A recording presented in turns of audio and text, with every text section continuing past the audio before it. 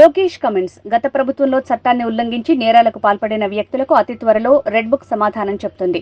AP brand image ని తిరిగి తీసుకొచ్చే పారిశ్రామిక విధానాలు రూపొందిస్తున్నాం. ప్రజలందరూ ఒక ఎష్యూర్డ్ గవర్నమెంట్ ఫ్యూచర్ లో గడిచిన కాలంలో జరిగినటువంటి ప్రభుత్వాలు భవిష్యత్తులో చూడడం అనేటువంటి కాన్ఫిడెన్స్ క్రియేట్ చేసింది. ఆ రెడ్ బుక్ మీదే వాళ్ళ నారా లోకేష్ గారు ఫోకస్ ఉందా? అసలు దానికి ఎట్లాంటి విధానాలు ఉన్నాయి?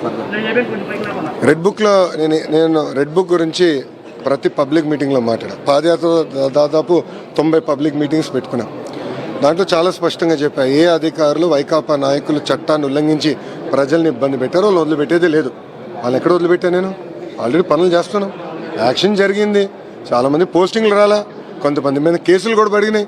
తొందరలో చాలామంది సస్పెండ్ కాబోతున్నారు. యాక్షన్ జరుగుతుంది, బట్ న్యాయబద్ధంగా చేస్తాం. వాళ్ళలాగా హడావుడిగా దొంగ కేసులు బంజాయించి పట్టుకెళ్ళాం. మేము సిస్టమేటిక్గా వెళ్తాం.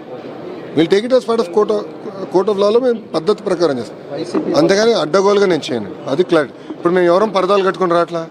గౌరవ ముఖ్యమంత్రి గారు వస్తే చెట్లు, వైజాగ్లో చెట్లు ఎవరు నరకట్లా. మీరు గమనించండి, గత ముఖ్యమంత్రి గారు వచ్చినప్పుడు అప్పుడున్న భద్రతా సిబ్బందికి ఇప్పుడు చంద్రబాబు నాయుడు గారు వచ్చినప్పుడు ఎలా ఉంది భద్రత? ఆల్మోస్ట్ 80% తగ్గించాం. ఇంకా తగ్గించమండి. మంత్రిగా నేను వచ్చినప్పుడు డిఎస్పీ గారిని పిలిచి, దయచేసి మీరు లా అండ్ ఆర్డర్ డ్యూటీకి వెళ్ళండి సార్, బందోబస్తు అవసరం లేదు నేను చెప్పాను. ట్రాఫిక్ ఆపుతున్నారంటే నేను సిపి గారికి ఫోన్ చేసి, సార్ దయచేసి ట్రాఫిక్ ఎవరి కోసం ఆపద్దండి, అది ముఖ్యమంత్రి గారు క్లియర్గా మాకు డైరెక్షన్ ఇస్తారు, ఎవరి కోసం ఆపద్దని కూడా చెప్పాను. సో ప్రజలకు అందుబాటులో ఉంటాం, ప్రజల సమస్యలు తెలుసుకుంటాం. మాకు ఎవరంటే ఎవరితో భయం లేదు. ఒకరు ప్రజలకు ఇబ్బంది ఉన్నట్టు తెలుసుకుంటాం. అది మాకున్న చిత్తశుద్ధి. మీ అందరికీ తెలుసు, ప్రజలందరూ కూడా తెలుసు, గత 5 సంవత్సరాలుగా గత ప్రభుత్వం రోడ్లు వేస్తాం కానివ్వండి, గుంతలు కనీసం పూడ్చలేదు. దానివల్ల ప్రజలు ఇబ్బంది పడ్డారు. అనేక మంది పారిశ్రామికవేత్తలు కూడా గతంలో వెనక్కి వెళ్ళిపోయే పరిస్థితికి వచ్చింది. సో ఎకనామిక్ యాక్టివిటీ మొత్తం రివైవ్ చేయాలి. ఇన్ఫ్రాస్ట్రక్చర్ మీద పెద్ద ఎత్తున పెట్టుబడులు పెట్టాలి. మళ్ళీ వెనుకబడిన ఆంధ్ర రాష్ట్రాన్ని ముందు వెళ్ళాలి.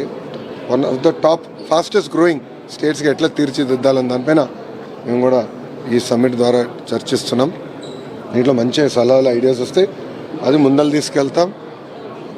అందరూ వచ్చిన డిగ్నిటరీస్ అందరూ కూడా ఒకటే చెప్పాను, మేము ఇచ్చిన 6 హామీలో మొదటి హామీ 20 లక్షల ఉద్యోగాలు కల్పన మా లక్ష్యమని. దానికి ఎవరు ఎక్కువ ఉద్యోగాలు కల్పిస్తే, అలాంటి పెట్టుబడులు పెడితే వాళ్ళకి మెరుగైన ఇన్సెంటివ్స్ ఇస్తాము, వాళ్ళని పెద్ద ఎత్తున ఆహ్వానిస్తామని కూడా నేను వాళ్ళకి హామీ ఇస్తాం జరిగింది.